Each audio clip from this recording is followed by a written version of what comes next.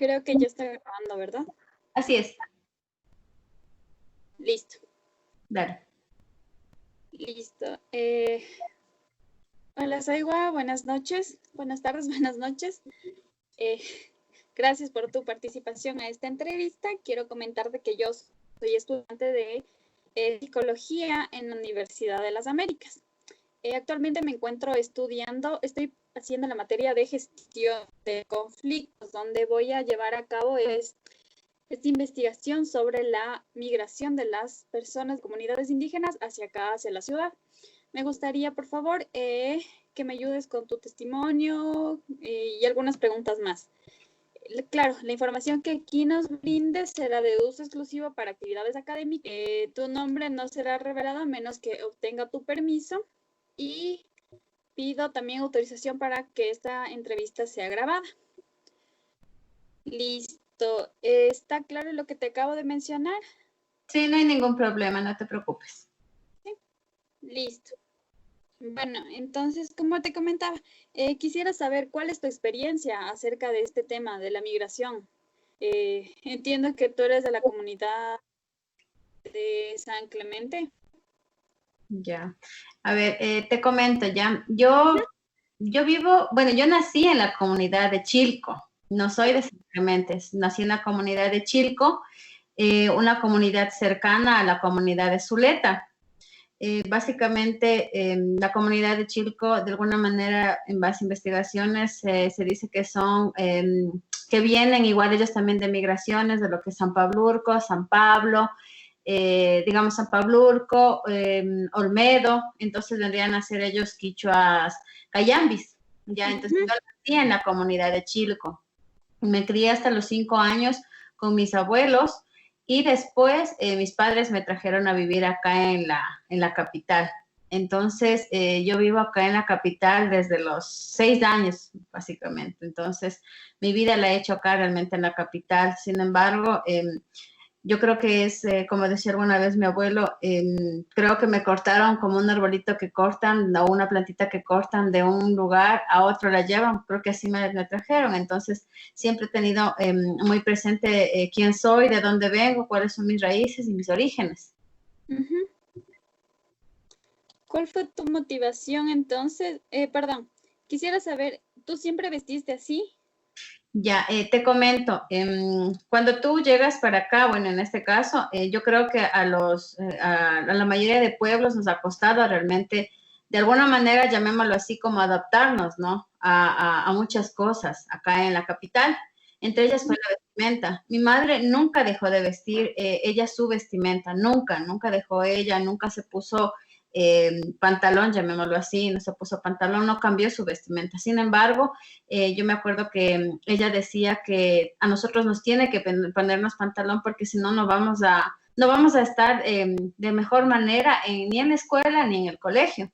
Entonces, fue muy duro en ese momento porque no, o sea, en ese momento hubo mucha discriminación en ese aspecto, al menos en nuestros casos, ¿no? A mi mami toda la vida le llamaba María, y claro, María fue un sentido de despectivo, ¿no? Un sentido despectivo y no en el tema de realmente cómo ella se llama. Entonces, fue un poco complejo. Yo retomo mi vestimenta, de hecho, todos los trabajos que yo he venido haciendo a raíz en el colegio mismo, era porque yo veía a mi mamá que ella se vestía con la vestimenta que tiene, ¿no? Entonces, yo decía, ¿por qué ella viste así? ¿Por qué a nosotros no nos viste así? Entonces, fue un poco complejo. Yo ingresé a la universidad y en la universidad decido yo retomar nuevamente mi vestimenta. Y obviamente no en la universidad, en los primeros semestres, ¿no? Sino ya después, cuando un profesor me dijo, me habló un poco más de realmente qué pueblo soy, de dónde realmente vengo, y me dijo que investigue un poco mi apellido, que investigue un poco de mi vestimenta, de los pueblos. Entonces, ahí decido yo retomar nuevamente mi vestimenta. Y desde esa fecha hasta ahora no he cambiado y sigo con mi vestimenta. ¿Esto te ha llevado a alguna consecuencia el retomar de nuevo la vestimenta acá en la ciudad? Realmente sí. El momento que yo, de hecho en la misma universidad, cuando ya empecé a retomar la vestimenta. Me acuerdo que, bueno, en ese momento estaba siguiendo también otra carrera que era parvularia y de educación básica, para estudiar educación, para ser profesora de educación básica. Y yo me acuerdo que en ese momento también me dijeron en el instituto y en la universidad, algunos compañeros, así como en son de burla, ¿no? Que ¿dónde tengo una presentación de danza? Y claro, porque nuestra vestimenta en su momento tampoco era identificada, porque en ese momento solo eran identificados los compañeros del pueblo tabalo, ya como indígenas, porque así fue lo que le dijeron a mi mamá en el colegio cuando mi mamá dijo que ella quiere que yo vaya con la vestimenta y en el colegio le dijeron que no, que yo voy a tener privilegios por mi vestimenta. Entonces mi mami ya no me mandó, por ejemplo, al colegio, no me puso ya nunca en el colegio con la vestimenta propia porque no le dieron autorización en el colegio. Entonces, pero sí habían compañeras indígenas del pueblo tabalo que estaban con su vestimenta tradicional, pero en cambio nosotros no. Y realmente fue muy duro porque cada vez que yo me iba a la universidad o algún trabajo o iba a mi trabajo, pero en la calle siempre me decían María, María, María para acá, María para allá. Y realmente me dolía mucho porque, o sea, no, o sea, en su momento tampoco era como que me defendía, ¿no? Yo me quedaba callada.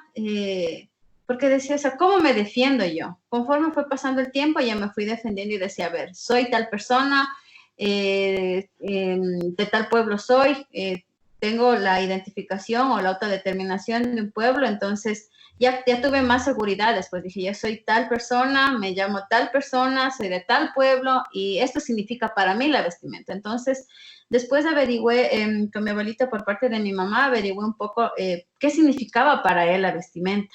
Entonces, él me dio algunas razones o alguna sabiduría de parte de él y yo decidí que la vestimenta lo hago yo, o sea, yo me pongo, porque hubo en algún momento que también decían que el bordado no es de aquí, que la falda no es de aquí, que muchas cosas no son de aquí. Sin embargo, yo decía que al final no son de aquí, sin embargo, yo lo hago. Entonces, yo soy de ese pueblo, yo nací en esa comunidad y yo soy quien soy, ¿no? Acá en la ciudad. Claro, entonces también este testimonio que cuentas de tus abuelitos te ayuda a empoderarte para identificarte más con tu cultura, tu pueblo, tu vestimenta. Realmente el testimonio de él me ayudó mucho y eso te digo, o sea, creo que también fue la lucha de mi madre, ¿no? O sea, mi madre es una persona que no sabe leer ni escribir, ella no sabe nada de lo que es cuestión de lecturas, de letras, porque no tuvo ella la oportunidad de estudiar. Pero yo creo que para mí, yo digo, no, mi madre fue y es una gran luchadora porque el mismo hecho de ponerse su vestimenta, no quitarse la vestimenta, por más que le digan lo que le digan, o sea, para mí me hizo pensar, ¿no? Toda la vida en que, o sea, yo debo retomar esa vestimenta de ella. Entonces, claro, y fue verle a mi mamá, ¿no? En el constante, en el diario vivir, a mi madre con su vestimenta, en que me dije, o sea, si ella pudo, yo también puedo. Entonces ahí aprendí de mis abuelos, de mi abuelo más que todo, porque él decía, antes nosotros no sabíamos leer, decía, antes nosotros no sabíamos escribir lo que ustedes ya saben leer, lo que ustedes ya saben escribir, no sabíamos hablar la lengua del Micho, decía, la otra lengua no sabíamos hablar. Ustedes ahora ya están leídos, decía él, ¿no? Porque él ya murió. Él decía, ya ustedes están leídos, ya están letrados. Ustedes deben contar la historia de nosotros que no pudimos contar. Entonces, todas esas palabras y esas cosas que poco a poco ellos nos iban contando o me iban contando, o sea, a mí me quedó, ¿no? Y eso me sirvió como tú dices, como ese coraje para decir, o sea, soy quien soy y donde quiera que esté, pues debo demostrar quién soy, ¿no? O sea, la herencia de los abuelos, de mi mamá y de mi papá que están conmigo. Uh-huh. Y en cuanto a la lengua, ¿tú todavía tienes la lengua indígena o ya no? A ver, yo aprendí a hablar con mis abuelitas del quichua, ya con ellos, porque con ellos crecí, ¿no? Hasta los 5 años. Pero cuando uno vive acá en la ciudad, bueno, yo creo que a muchas personas les ha pasado, más que todo, ¿no? Yo le veía a mi mamá llorando cuando ella decía, no tienes que hablar el quichua, no tienes que hablar el quichua porque el quichua no es bueno. Aquí en la ciudad tienes que hablar el castellano y tienes que hablarlo bien. Entonces, al ver, claro, a mí me quedan esos recuerdos de mi mamá, ¿no? Que ella lloraba y decía que no se debe hablar, que no se debe hablar. Y claro, acá en la ciudad yo perdí, o sea, yo no hablaba. Sin embargo, yo escuchaba como mi papá y mi mamá hablaban quichua, entonces yo entendía. Entonces, soy una de las personas, como muchos jóvenes, tal vez, o no tan jóvenes como yo, contemporáneos de mi edad, que ya tal vez no hablan, pero entienden. Yo creo que ahora es un reto en que nosotros, en cambio, debemos retomar esa lengua.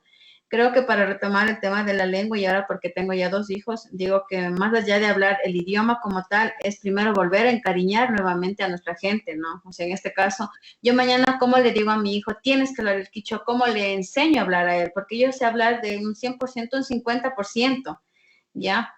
Entonces, ¿cómo le enseño a hablar a él? Si mañana él no sabe cuál es su identidad, cuál es su cultura, de dónde vienen sus papás, de dónde vienen sus abuelos. Entonces, si él no sabe, de nada sirve que él mañana solo aprenda la lengua quichua, o sea, toda la cuestión morfológica y toda la cuestión que implica, o lingüística que implica en el tema de aprender un idioma. Si no tiene mañana ese corazonar y ese encariñamiento por su cultura y su identidad, ¿no?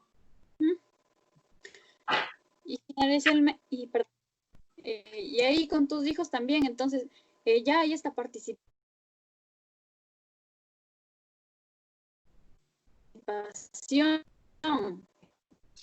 Tu esposo, su cultura. Ya, ¿en cuanto a la lengua o a nivel general? A nivel general.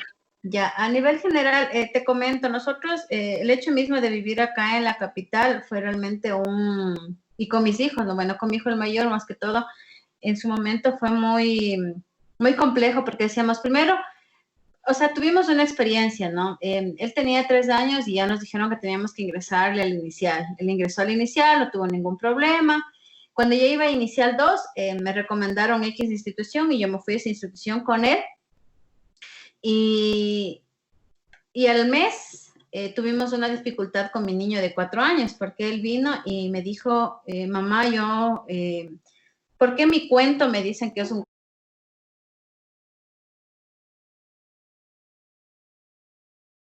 cuento de monstruos? Entonces digo, ¿cómo un cuento de monstruos? Y el tema es que mi hijo tiene, a él siempre le hemos enseñado, le hemos tratado al menos de enseñar todo lo que son cuentos propios, sean de la zona o cuentos latinoamericanos, de pueblos originarios de Latinoamérica, o en fin, de cuentos de pueblos originarios, ¿no? Entonces, con la idea de que él vaya entendiendo la gran diversidad de pueblos o naciones que existen en este llamado planeta, como él lo dice. Entonces, ahí tuvimos el primer choque, por ejemplo, ya, pero como la profesora dijo que es un cuento de monstruos, mamá, ya, primer choque.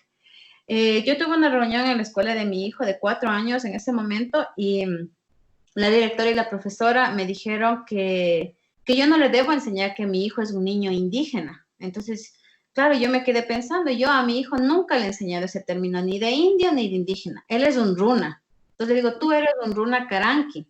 Ya, entonces, desde pequeñito le hemos enseñado qué es un runa caranqui. Runa es un ser humano, caranqui es un pueblo. Entonces, tú eres un ser humano que perteneces o que te autodeterminas como caranqui. Ya, eso le hemos enseñado. Él desde pequeñito lo hemos enseñado. Entonces, el tema es que cuando llegó a esa institución, la profesora y la directora me dijo que yo no le debo enseñar porque no hay diferencias. Me dijo, no, a todos somos iguales.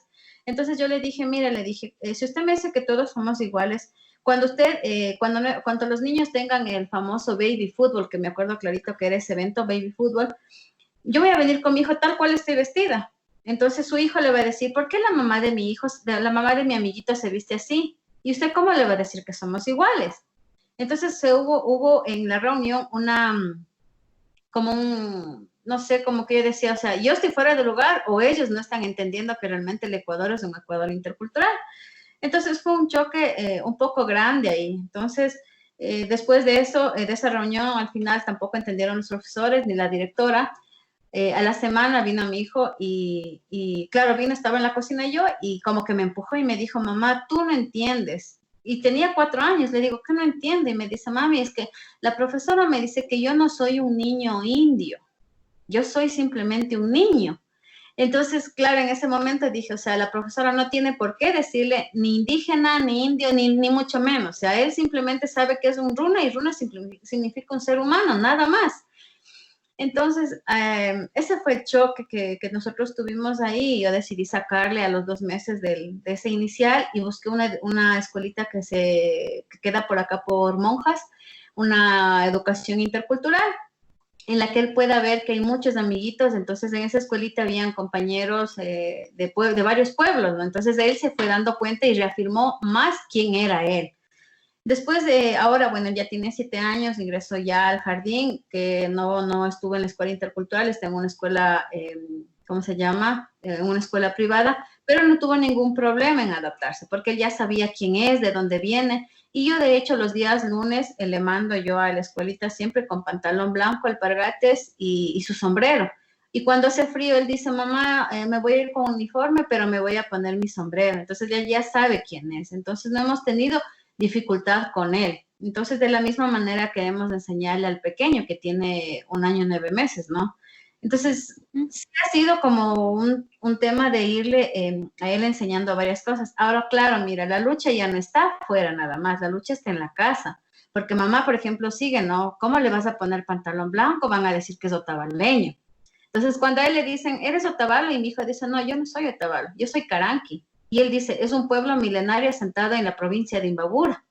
Entonces, al menos ya sabe qué responder y cómo lo responde. Entonces, hemos intentado de esa manera al menos que él también pueda mañana defenderse. Lo que nosotros, en mi caso, no teníamos. Yo no tenía ese sustento o esa base para decir, o sea, no me llamo María y yo soy de tal pueblo. Entonces, él ya al menos tiene esas bases para defenderse. El niño, tu niño entonces ahorita ya está empoderado con todo el término, con toda la discriminación que tal vez le pueden llegar a hacer sentir, sabe cómo defenderse. De hecho, en la escuela también hubo una situación, bueno, él ya me contó después, ¿no? Me dice, mamá, en la escuela me dicen que soy una niña. Y él lo mismo le habían dicho cuando él tenía 4 años en esta escuelita que te digo que tuvimos esa dificultad. Y claro, lo bueno es que la ventaja en este caso es que mi compañero el papá de él tiene el pelito largo.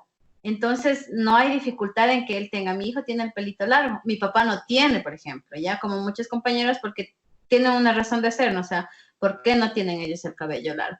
Pero mi compañero sí tiene. Entonces, claro, en la escuela dijo que le habían dicho que las niñas, el momento de ingresar a la escuela, tienen que hacer fila. Y le habían dicho, tú eres una niña porque tienes la trenza y tienes que estar en la fila de niñas. Entonces, un amigo le había dicho, un amiguito le defiende y dice que le ha dicho al otro niño, no es una niña, él es un niño y él se llama Chari. Y mi hijo le ha dicho, no me defiendas, no te preocupes. El tema es que ellos no saben quién soy yo, no saben de dónde vengo, entonces ellos tienen que aprender quién soy yo.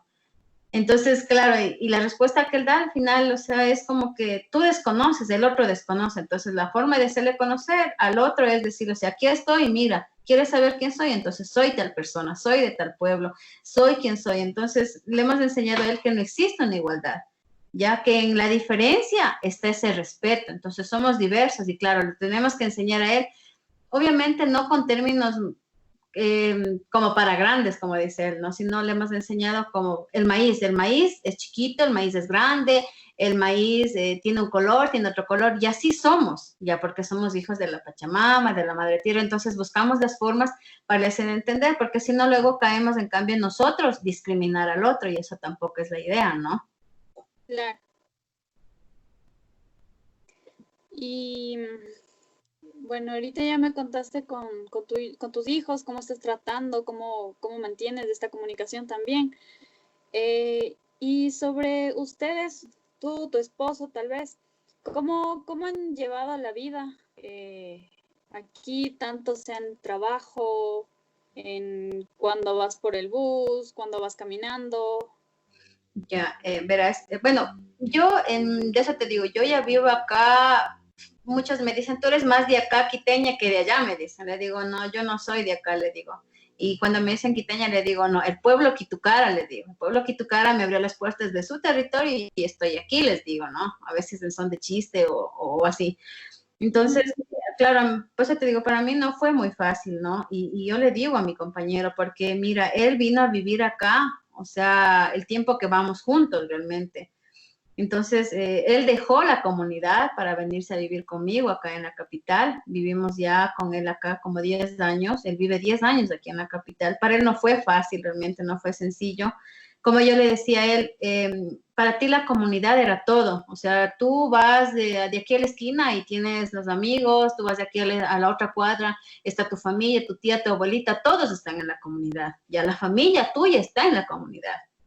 Entonces, el venirse de allá para acá le costó mucho. Sin embargo, él decía, ahora contigo necesito, no, ahora tú eres mi familia aquí en la capital. Entonces, y yo le decía a él, ¿no? Tuvimos hace mucho tiempo atrás, bueno, unos 2 años será, un cruce de ideas, ¿no? Entonces él me decía, justamente, ¿no? Me dice, fue por mi hijo, porque el momento de ir a la escuela, algo fue que le habían tomado a mi hijo la foto sacándose el sombrero, o sea, que le saquen el sombrero para que él salga en la foto.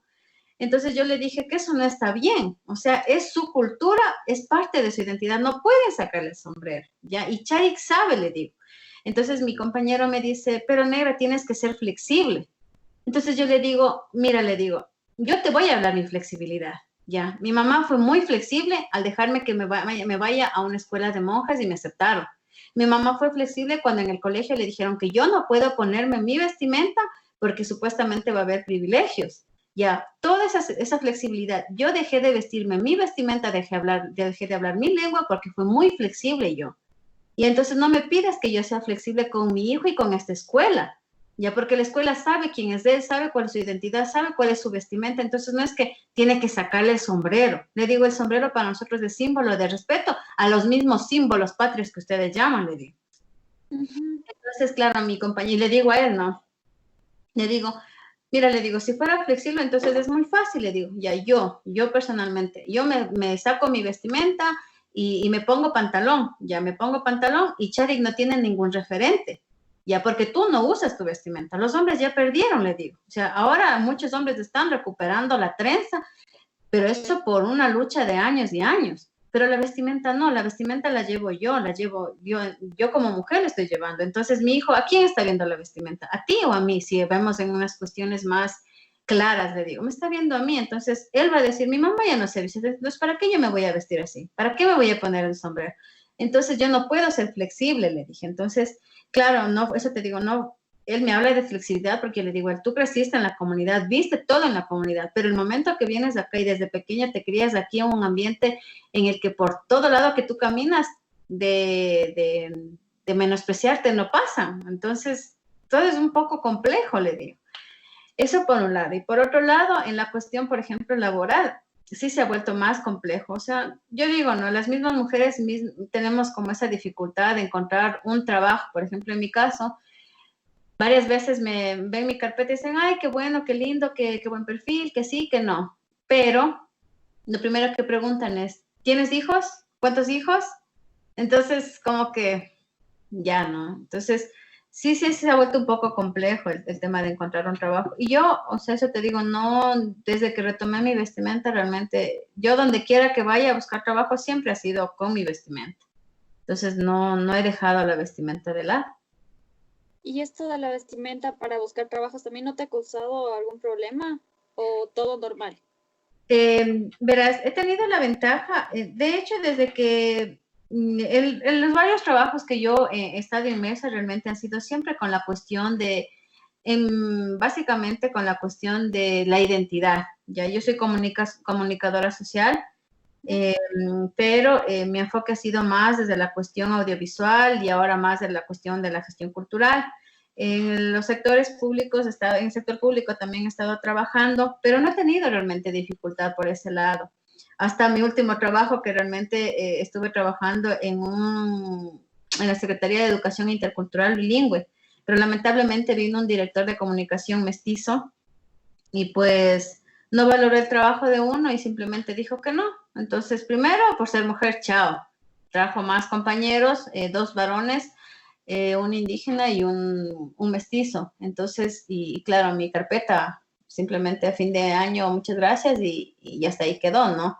Pero eso te digo, realmente, pero no he tenido problema por el tema de mi vestimenta, al contrario, me preguntan, me dicen, lo que sí he tenido es, cuando me dicen, tú eres cayambeña, entonces le digo, a ver, le digo, yo soy quichua cayambi caranqui, le digo, no puedo desaparecer donde yo nací. Y donde yo nací Si lo vemos por territorialidad,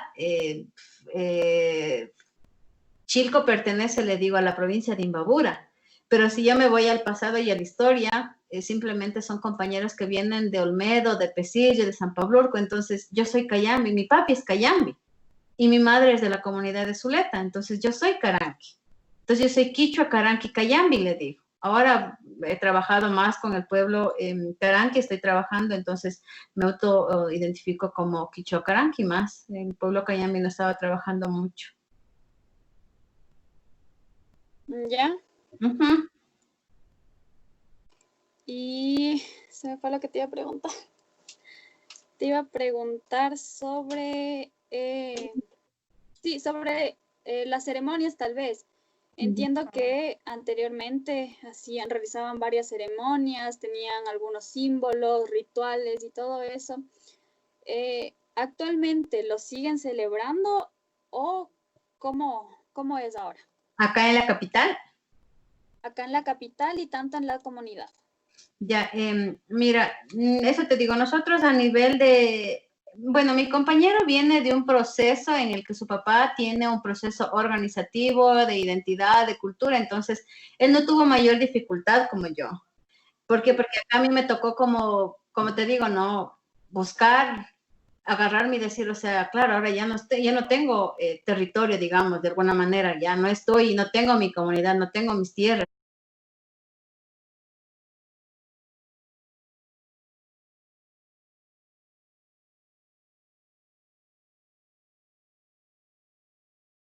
Pero estoy acá en la capital, entonces, ¿qué es lo que tengo que hacer? Tengo que buscar la forma de cómo integrarme, ¿ya? Entonces, las ceremonias se las siguen realizando en la comunidad, básicamente en la comunidad de mi compañero, de donde es él es de San Clemente.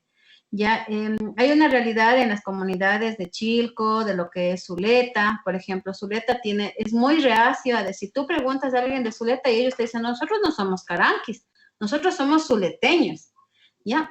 ¿Por qué? Porque ellos miran la historia solo desde la hacienda para adelante. Entonces ahí, mira, hay un vacío histórico que la gente tal vez lo quiere negar o que en su momento los dueños de hacienda simplemente trabajaron muy bien para que los indígenas no se reconozcan o no se reafirmen de alguna manera, ¿no? Ahora ellos están manejando el tema del Inti Raymi.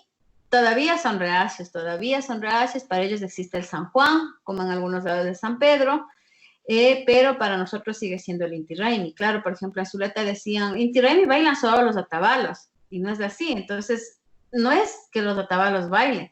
O sea, por más que uno quiera negar y decir que es San Juan, hay que regresar y a ver la historia, los libros lo dicen, es Inti Raymi nada más. Y claro, las ceremonias lo vamos realizando. Nosotros acá en la capital, básicamente en la familia, nosotros hacemos ceremonias, hacemos los ritualitos pequeños aquí en la casa, hacemos, ¿no? Entonces no nos hemos olvidado de eso, tenemos un pequeño altarcito, entonces igual eso también le inculcamos a nuestros hijos, pues, o sea, y claro, obviamente, mira, yo no quiero caer en el tema de ni que me discriminen ni discriminar, mis padres son católicos, y por ejemplo, me acuerdo que desde pequeño a mi hijo, el mayor, le decía a mi mamá, Diosito te bendiga, ¿no? Y mi hijo decía, Pachamamita te cuide. Entonces la Chari ahora ya tiene 7 años y él dice, mami, Dios no existe. Pero mami me dice, a mi mamá le dice mami, ¿no? Dice, pero mami me sigue diciendo, Diosito te bendiga. Entonces ahí le explicamos a él. Le digo, mira, Dios para mami simplemente es ese ser que a ella le cuida, a ella. Y ella te está diciendo con eso que también quiere que te cuide. Y tú le estás diciendo que tus apos sagrados, que Pachamamita, le cuiden a ella. Entonces es la palabra, la intención que tú pones para que le vaya bien a la mami. Y eso también te dice la mami. Entonces, mi hijo sabe, ¿no? Porque yo no puedo como tapar el sol con un dedo y decir, esto no existe y esto sí existe. No, o sea, él tiene que, conforme va creciendo, darse cuenta de qué hay, qué realmente es y qué no, ¿no? Entonces, en nuestro caso, lo que sí hacemos son las ceremonias, todavía. Entonces, y claro, él en eso está inmerso él, ¿no? Es muy chiquito para explicar ya varios temas, pero con la práctica le vamos enseñando. Claro, ¿y qué tipo de ceremonias o rituales entonces realizan ustedes ahí en casa? A ver, mira, ahí, si lo vemos con rituales muy grandes, de las celebraciones que tenemos, ¿no? Porque no son fiestas, sino son celebraciones como el Inti Raymi, el Kapa Raymi, los 4 Raymis que se dice. Por ejemplo, acá en la casa no se los puede realizar porque, mira, no es una vivencia que se la sienta, sino que se lo hace en la comunidad. Ya, de ahí aquí en la casa, a veces prendemos el fueguito, no sé, un martes, a veces un viernes, pidiendo protección, que nos ayude, o cualquier cosa que está pasando a algún familiar, cosas así, nos concentramos y lo hacemos. Por un lado. Por otro lado, se hizo cuando yo estaba embarazada de mi segundo bebé, hicimos un paguito a la Pachamama, ya pidiéndole que me vaya bien, agradeciéndole por la vida, por una nueva vida que viene y que me vaya bien en el parto.